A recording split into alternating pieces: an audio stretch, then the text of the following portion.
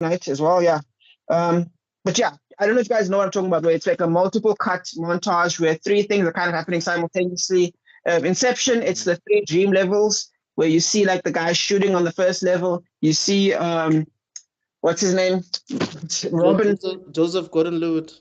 Yes, on the second level, and you see the main characters on the third level. You kind of see the different levels, Yes. all of them having to do. I think the guy was driving in the first level, right? On the first level, yeah. Exactly. The Dark Knight does it with the hostage scene where they take out the things while they're going over where they're going to blow up the thing at the same time. And then Interstellar does it with the them clamping on the spaceship at the same time. But yeah, it's done really, all three times done really well. Josh Whedon kind of has his own smaller version of that. Cool. What follows is actually a profoundly clever World War II reference of a crowd doing I don't know. Are you guys afraid of saying the 40 guy, the 1940 guy? Are you guys afraid of saying that? Do we have to say it like we on TikTok? Hitler. See. Okay, we can say it. Okay, cool. The Nazi salute and when do they do the Nazi salute? No. He makes the meal and then he does like a whole yeah. But yeah, and one man in the crowd stands with his arms crossed. It's a very famous photo. Where every man is kneeling, one man stands. This photo was taken in Hamburg, Germany in 1936 of a shipyard workers all hiling to the pre-war Hitler. Cool. This you know that guy regretted that. I would have stayed down. Nope. But, I don't know if that was like an Easter egg of sorts, because I know usually when they bring in like some guy doing something honorable and is old, is probably like an actor who played the same role. Like, so I'm wondering, because I didn't really see the 70s Hulk show. Yeah. But I'm wondering if, because I know there was also a Thor back then. So I wonder if that actor might have either been an old Thor or an old Loki. I don't know. Possible, but I think it was more of a soldier, more like a World War II reference. It feels very World War II-y, but I'm just saying that guy in 1936 or whatever, kudos to you, because he disappeared after that. There was no Captain America to jump in front of those bullets. That's true. True enough, man. Yeah, this introduces Captain America, which is awesome, but I feel which is ironic, funny enough, if you think about it again. We've got a supreme leader telling the Germans to kneel. We've got one man in defiance, and then just in the moment, America shows up. America shows up to deflect the pain. Well, no, to be fair, Captain America is what America is supposed to be. So he's actually doing the thing where he's coming in and he's being strategic and trying to save the one person instead of just dropping a bomb, which is something that we should get to a little bit later because it sounds familiar. But I'm just saying. Instead of them saying Loki's here, nuke it, Captain America jumps in and actually engages Loki and saves the people in the process. I actually think that I'm going to say it was something that I've been meaning to say, but I don't think we didn't really knew what to do with Cap action-wise. I think the people that really did Captain America justice when it comes to action is the Russo brothers. Whedon made him human. He humanized him, which is fine. Yes. I feel like the super soldier part of Cap was lacking in this film. I disagree because the fact that he survives his fight with Loki at all is the most super soldiery plot armor thing I've ever seen, especially with what Loki's been capable of.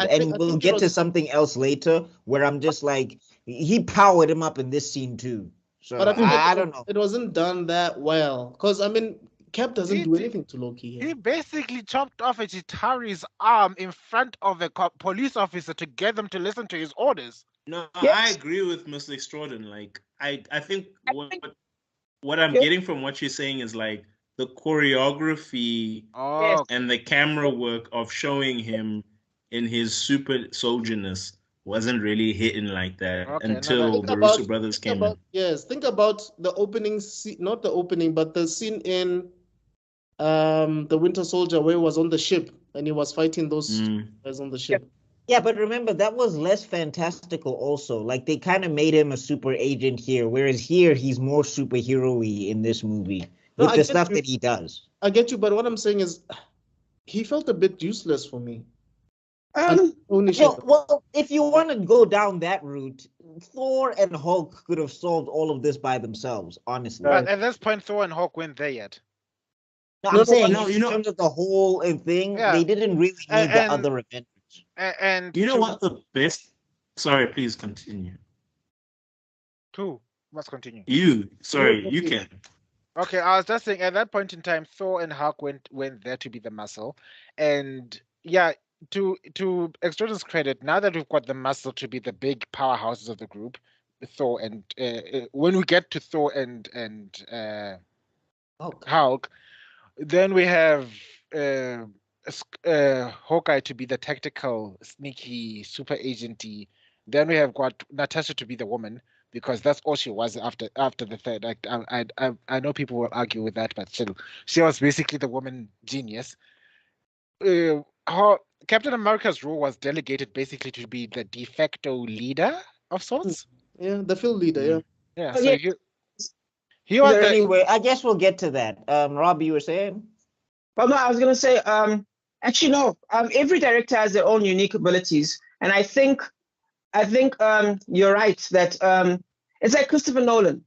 His stories are magnificent, but if you actually watch the Batman fights, they're terrible. But they're so good that we don't notice. So yes, I agree. I did. I noticed. Why do you think I said Batman's Ben Affleck's Batman is better than Nolan's? Yeah, because Snyder can do a good action scene, a la 300. But can anyone argue that Christopher Nolan's movies aren't overall better? It's just that one. It's like one of those things that those like stats that they always have, those like triangle like stats where it's like the Rousseau brothers action stat would be like massive, but their like plot stats would be like this, and then Nolan's plot stats would be massive, and then his action stats would be like 0. Okay, fine. The stats are high. I can't say max because I still have issues with the action sequences from the Russo brothers. Well, but we'll get to that. We'll get to that later on. I'm going to fight you there, but yeah, moving on. Oh, no. You were my brother, Rob. It would be Anakin versus Obi-Wan. That's how Titanic will be. Well, like Cain and Abel, but yeah. Cool. Yeah, World War II reference. They come to the big fight. Meanwhile, the bad guys have completed their mission, which is something I think is really well done, because sometimes what they'll do is they'll be like, the bad guy will lose, and the bad guy will be like, I plan on doing that. This was clear. The bad guy is a straight up win. Let's not even get into Ahsoka. And I like the fact that it was Nick Fury who called it. It's like, why is it that Loki is the only one who seems to be the one who wants to be in the step? Who wants to be here? Yeah. Yeah. So look, Nick Fury caught on to Loki's madness a while ago. Yes. I think it's also the reason why he must have ordered Natasha to go wring out his mind. Well, I mean, there's also that other fight scene with did we pass the fight scene? Oh, okay. So they capture Loki, and then that's when Thor comes in, right? Yeah. Yeah. So basically, Tony comes in, puts Loki down quickly. Then obviously they capture him, and then on their way back to the Shield headquarters, I guess. Then that's when Thor comes in, and then can we all agree that Whedon nerfed Thor during this movie? Like, I really feel like Thor's powers and capabilities were hella nerfed throughout Avengers 1. Yeah, I don't want to break it to I don't want to break your hearts, but I'm gonna call it what it is. Of the Avengers, comparatively speaking, Thor got yamchaed.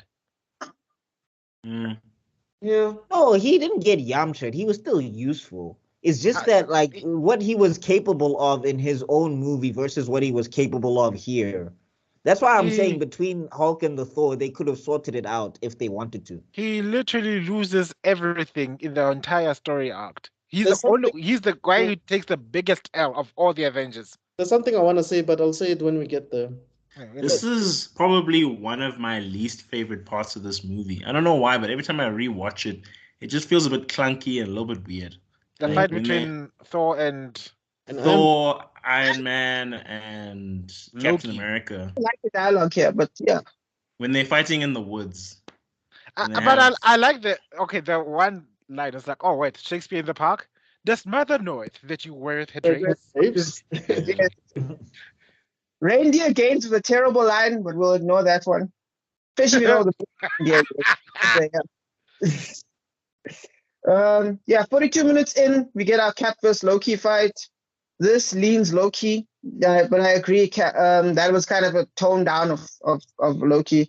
But yeah, then Cap and Iron Man meet. We get some Cap vs Iron Man banter, but this is not really special. We get our Thor, which comes a 3-way fight.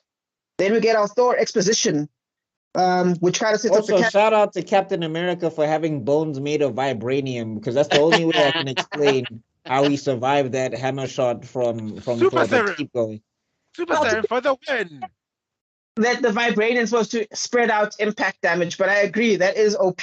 But still, I think going back to Pillar's point, Yeah, it's a bit clunky because why would you stop as Thor after that? Yeah. Why would you just stop and then surrender? It's not like it's the first time he fought anyone who could withstand a blow from that hammer. Yeah, I don't know. Yeah, it's like they all just decide, let's just take a break. Meanwhile, Loki is watching. It's one of those. You see that Loki actually wanted to be there because he could have fled. I think that's the only reason they stopped the fight. Is like, oh, he's still there. This bitch is trying to play us again. Yeah, he's always been like this. Yeah, he's always like this. He's just an asshole. You know what? He's kind of cool. Want some lunch? Yeah, I'm starving actually. They're not teleporting to this universe. Kind of sucks. Well, that's also Whedon honoring comic books, because comic books they punch for a bit and then they're friends. So well, they're all stories, even books. I remember Wolverine once fought Spider-Man in some of these animated series, and I'm thinking, where does Spider-Man get the guts? Where does Wolverine think he has a chance? Anyway. Didn't they kick Wolverine through a window at one point for like making a joke about Mary Jane or some shit like that? Yes. It's funny shit. But yeah, cool. Yeah, but I agree with all of you guys. Thor should actually win that whole thing, but they totally nerf him and they boost Iron Man's armor literally A lot. 400%. Yep, and they boost Captain America's shield. But most people like it. It's dumb, but we still like it. Most people. Technically, Vibranium is supposed to be able to withstand it. Well, yeah, it's supposed to spread it out, but yes, I agree. The plot moves on to Loki. Loki is captured. Everyone knows it's a setup. So we get a lot of personality now, as Tony is being the lead. And even if Josh loves Natasha, Tony is definitely his strongest weapon. As we get the most quirk from him, and there's a whole thing. There's a value to quirk. Quirk, to me, is one of the most underused and overabused writing things that ever existed, because quirk is character. If you can explain, quirk is like sex, because if you can't explain why people are having sex, you're watching porn. Right. Can't make sense of why they're having sex, you're watching porn. Right. Oz. Oh yeah, fair enough. Or Neptag. Yeah. In America, actually, the Supreme Court, when they're having the whole free speech debate about whether porn qualifies as art or not, the Supreme Court decided no, it doesn't, as applies as a First Amendment thing. And their verification was, then what's the difference between art and porn? And their final thing was, you'll know it when you see it. That was what they said, which is crazy, but yeah. But were they lying? No. Yeah. Cool. Anyway, No, I've never watched porn. I'm innocent. Yeah, sure, buddy. So I agree with you, because when Stark comes in, I mean, sure, everybody was dead serious until Stark came in. And even though he was serious and he was making good points, you do see that this guy is so arrogant, man. He comes in, hacks in the computers. Correction. He was using his perceived arrogance as a distraction. Yes. Because he knows that people think that he's this arrogant sly guy, but he wants answers. He saw all the data that was given to him by by Shield, and already he saw all this is Cap. Right. What's really going on? And And the only also- way you can get that is if people are still thinking that he's this arrogant, overconfident guy, while Yeah. he's low-key playing the biggest spy master. He's out spy mastering spy masters at that point. Yep. But can I ask you something? Do you think that Fury didn't see that coming? He probably saw that coming. On some level, but at the same time, Fury's kind of dealing with a lot. I don't think he would have known that, the wizard powers that Iron Man has of just sticking something in and then it takes over everything.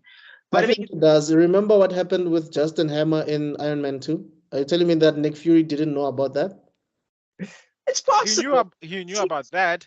He detected the attempted hack of the system. It's like virus detected. It's like, oh, Iron Man got motherfucker. he got everything. Yeah, Yeah, remember, Iron Man got it. He didn't just attempt. But I agree, he did catch it, yes. I agree with you. But yeah, Cap is serious the whole time. He's a soldier. Tony pushes Banner to be the Hulk. He's not afraid of it, unlike Natasha.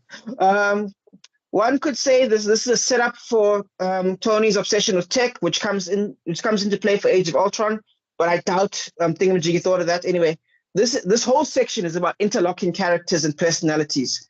This is the section, I believe, for writers is the best part of the movie. Captain is convinced to doubt S.H.I.E.L.D. Banner is pushed to try and believe in his power might be a gift instead of a curse.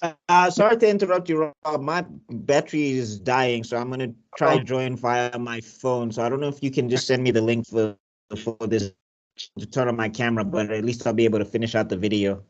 The link to the to this. Yeah. Because I'm gonna join via my phone. Okay, I'll send it onto this thing. I'll send it via WhatsApp. But keep going. Sorry, Rob. Yeah, Sure, I just want to let you guys know in case I black out. We'll miss you, bro.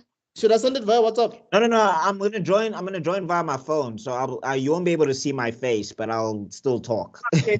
Oh, sweet. Okay. But you can keep going. You can keep going. Cool.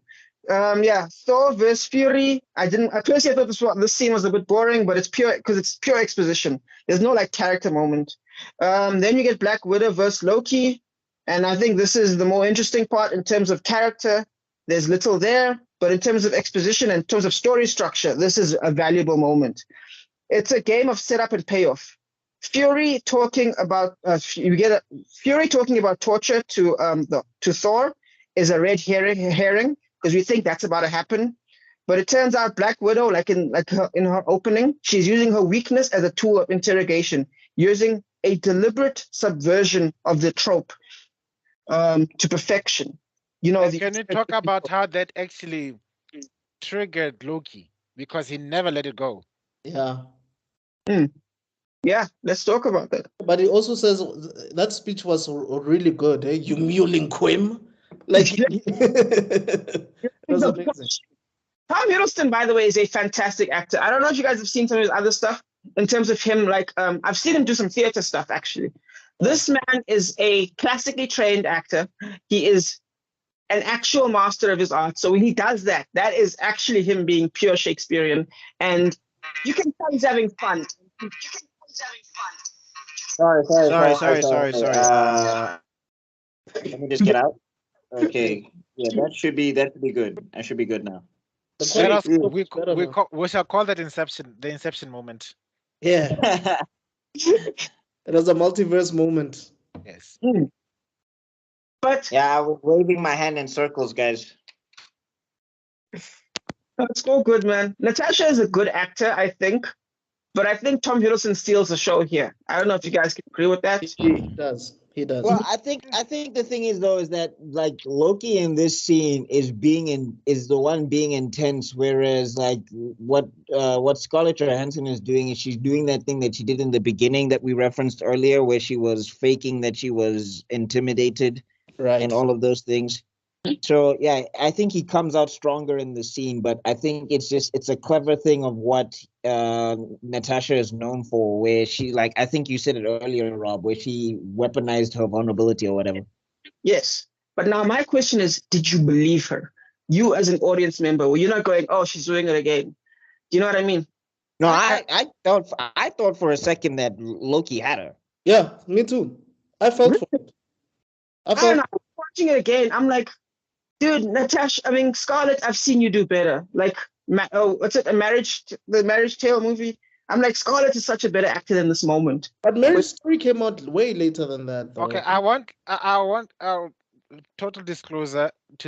I really did. I've never seen many of Scarlett Johansson's performances everywhere, and maybe because I follow a certain color in the alphabet mafia, I never really cared about her career. Harsh. What? I'm being honest. Yeah, Yeah, because I know that many people fanboys. I grew up with guys having little shrines about her in the little locker rooms. If it wasn't her, it was Halle Berry, and Right. and I didn't relate. She was the hedgehog in Sing. Didn't you like that? What? The hedgehog in the movie Sing. Am I saying the that? animated movie with the singing animals? That- Who watched that? I watched that. I watched it. She had a great. McConaughey as a koala, a Texan koala. That's funny. I like the opera singing sheep. The dramatic entrance of her going down the stairs. Ah, ah, ah, ah. That's all I remember of that movie. She's having fun. I think the fact that she's got her own. Yeah, but she's the woman that's ass. Yeah. Just to put some context, I never really cared much about her career, so I just got a first taste of her performance in that particular movie. Okay, fair enough. So when I saw her, yes, I did. I knew she was playing at something. I just didn't know what the conclusion was. Right. Yeah. So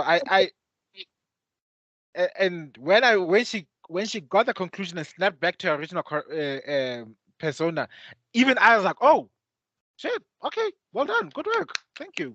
You know what? It's funny. There's just something that I want to say quickly. We don't really speak much about Phil Coulson. I mean, I think this is the first time I'm even mentioning him in this entire pod. That is fair. He was phenomenal, man, from the beginning of this film. As a fanboy, I felt like, I mean, we're basically there, but when he was stabbed in the chest, I felt it. I was like, he shouldn't die. Because for me, and I could be wrong, and you guys can correct me if I'm wrong, but sometimes I feel like him not being in the other phases sort of tanks these phases. Because we saw him from the first Iron Man movie, right? So eventually you fall in love with this guy. You see him in Thor, you see him in Avengers and all of that. So you're like, this is our guy. This is Fury's, like, I don't know, third seat. I don't know. But you really love this guy. But I think that's why he needed to die. We needed a Game of Thrones type moment where, oh no, this guy, we really liked him and now he's dead. Like, we needed that. No, I also wanted to have the continuous issue and the continuous trope you get to see even in MCU movies, but in the Avengers in particular, is the character that embodies the moral heart dies. Oh. That was a mentor, but yes. Yeah, Cole embodied the moral center of you must do what is right. You can't let the bad guys win. We can't give up. And that because of that, he's the sacrifice. Because the most righteous of all of us is gone. Now we have to sort of honor him by defeating the bad. Well, it's actually, I think it's more about character development. Like, all the other characters need to write their character development. If you have a character that's already reached that point, they kind of become useless for the rest of the script. So it's better to kill them off. Because it's one of the things that told me that, Jeff Stark's dying in Endgame. When I saw, like, at the very first moment of the movie, it's like, shame. R.I.P. As soon as you said I love you 3,000, I was like, hey, this guy is too sweet to survive. This is still Disney. even though it was one of the, like, when you think about it, it's one of the dumbest deaths, actually. Yeah. It's just like Doctor Coulson Strange. No, Stark in Endgame. It's like Doctor Strange, you could have sorted this out. Captain Marvel, you could have sorted this out. Scarlet Witch. Like there's so Scarlet Witch could have Witch. just There were lifted so him. many people on the field. Like Tony Stark Yeah. didn't have to. I am Iron Man. He didn't really have to. Like they did True. that because Robert Downey Jr. wanted out. He's like, Yeah, I'm If done. you really think about it, like I think it was $50 million per movie made them want him out. but also like No, I think he was done. Because if he came back, if he said he wanted to do it again, Disney would find the money. There's no way. yeah, but if you remember his whole thing was the negotiation was he's only gonna be making money from the box office receipts or something like that, if I remember correctly. I think that was Scarlett. One who got screwed over by that exact deal. No, But but Robert Downey, I think, was the first to do that. possibly. But there's also rumors that he wanted out because he wanted to take his acting career other places. He wanted to act again because he was being typecasted as Iron Man too much. But that's what Quentin Tarantino said something very profound. He said the problem with superhero movies is they're about the character. The main character, like the characters that they portray in the films, is the star, right? Not Chris Evans. Yeah. Captain America is the star. Iron Man is the star, not RDJ. So when you see RDJ, you see him as Tony. So when you see him in other movies, that's why people will say, I only see Tony Stark there. I don't see Robert Downey. So that's what Mr. Baroli, are you gonna see the line at this point? Wait. You say it. I don't know. Huh? What's Which the line? No. This was such a beautiful opening. I was waiting for you to start saying that your catchphrase. I was like, he's gonna say it. Oh, right. Recast T'Challa. There you go. Guys, Yeah. I died with T'Challa, sadly. But I was going to say what you're saying makes sense because of, remember when they put Iron Man as Tom Cruise in Multiverse of Madness? Like there was a fan suggestion of that as just having Tom Cruise as just a little cameo. People lost their minds at that idea, not even at the reality, but the idea of it. So in a way that, you can't take But like the other thing is, I don't think that's so bad though, because I think like the thing is though is that people are so fickle that if you do get somebody else in there and they do like have enough pull or whatever, that people will just go there for the character. Like so that the character being the focal point, I think it's good because I think for a long time Hollywood used to coast on using famous actors to sell drivel. Yeah, well, that time has ended. That time has sadly ended. Yeah, like if you look at Independence Day, I'm saying if you look at Independence Day, that movie sucks. Like if Will Smith is not there, that movie is nothing.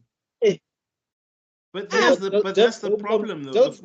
Jeff Goldblum at that moment in the 90s, he was the guy. I mean, he had done Jurassic Park, and then now he's Independence Day. I have to say something. I'm sorry, you guys are gonna drive me mad. I completely agree with this take. I think this whole thing about actors not being one of the main reasons why we watch movies is single-handedly killing movies. Yes. Because now the IP is in the driving seat. Hence why we will have algorithms running the show, and it's no longer an artistic space anymore. At least actors, yes, they were money-driven, but at least a lot of them had artistic taste. Which is now, true because, Oh, sorry. I mean, again, okay, go ahead, Develo. Sorry. I just wanted to add it to Pila's assessment because I literally spoke to an actor not so long ago, and he told me it's like, and he also used to work in casting, and he told me it's like the casting agencies would say, choose this guy because he's got more followers on Instagram over this other guy because this person is, regardless of how perfect the role is suited to this actor over that actor. So long as this person has a bigger following, they'll choose you, even if it ruins the story. And that's the reality we are facing in this day and age. The music industry was talking about the exact same thing, about how nowadays it doesn't matter if you can sing. If he's got 2 million followers, then we're going to give him an album, not you. That is a thing that is happening in movies. But we mustn't forget that Hot Ones interview with Matt Damon, where he discusses how the death of the DVD killed the middle market. That is also a huge contributing factor to the annihilation of new IPs. Because they used to make a lot. It happened in the gaming industry. They used to make a lot of money through DVD sales. You're But right. like what I'm saying though is that like when you're kind of, because remember there was like the whole thing of there was the action hero and there was like Arnold Schwarzenegger is in everything and Sylvester Stallone is in everything and there was this and there was that and When there all was of the those whole things. comedian That's era. the, like Remember the Hollywood goes comedian era? through phases of formulas, and I think for me